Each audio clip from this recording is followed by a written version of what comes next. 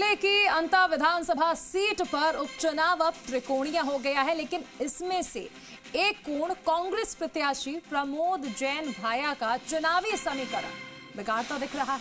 ये कोण है निर्दलीय नरेश मीणा।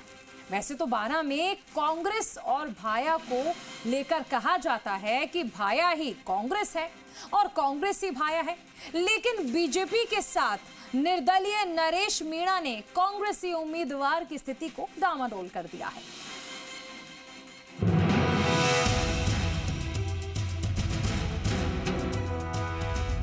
अंता विधानसभा उपचुनाव करण। अंता विधानसभा सीट पर उपचुनाव त्रिकोणीय। कांग्रेस प्रत्याशी पूर्व मंत्री भाया के बिगड़े समीकरण। निर्दलीय नरेश के निशाने पर प्रमोद जैन भाया। नरेश ने प्रमोद जैन भाया को बताया भ्रष्टाचारी।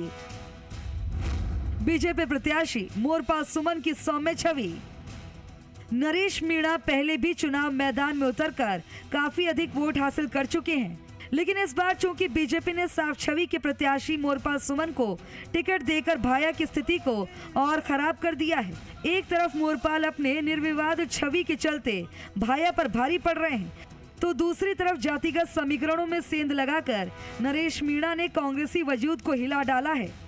देखिए, मैं तो जनता के भरोसे, जनता के जन आशीर्वाद से चुनाव लड़ रहा हूँ। मुझे उम्मीद है कि अंता की जनता भ्रष्टाचार का साथ नहीं देगी, बल्कि ईमानदार सिद्धांतों की राजनीति करने वाले भरत सिंह जी के पद चिन्ह पर चलने वाले नरेश का जनता आशीर्वाद देगी और जनता मुझे विजय इस बार दिलाएगी। प्रमोद जैन भाया के लिए सिर्फ नरेश मीणा ही एक चुनौती नहीं है। उन पर दर्ज आधा दर्जन से ज्यादा मुकदमों ने भी उनकी छवि को नुकसान पहुंचाया है।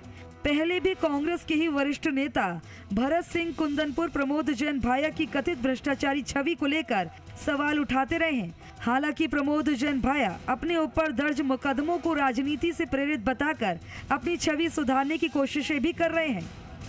मेरे खिलाफ मेरे जीवन में 60 साल के जीवन में आज तक एक मुकदमा दर्ज नहीं हुआ था। राजनीतिक द्वेषवश आगे से दर्ज हो 6-6, 7-7 मुकदमे मेरे खिलाफ दर्ज किए गए। हमारे साथियों के खिलाफ 18 मुकदमे दर्ज किए गए, लेकिन हमको न्याय प्रक्रिया पे भरोसा। अब अंता की जनता नरेश मीणा की वजह से प्रमोद जैन भाया को होने वाले वोटों के नुकसान की कितनी भरपाई करेगी, इसका तो पता 14 नवंबर को चुनाव परिणाम से लगेगा। लेकिन इतना जरूर है कि सत्ताधारी दल के प्रत्याशी मोरपाल सुमन की सौम्य छवि उनको इस लड़ाई में अब तक काफी आगे रखे हुए है। दूसरी तरफ नरेश मीणा की जातिगत राजनीति ने निश्चित तौर पर भाया की नींद उड़ा दी है। ऐसे में उनका जोर आक्रामक चुनावी रणनीतिक पर केंद्रित है।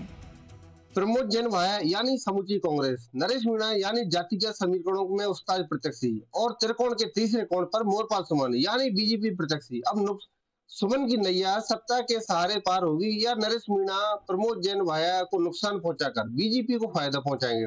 कुल मिलाकर अंता का उपचुनाव इन्हीं फॉर्मूलों पर टिका हुआ है। अंता से जी राजस्थान के लिए राम मेहता की रिपोर्ट।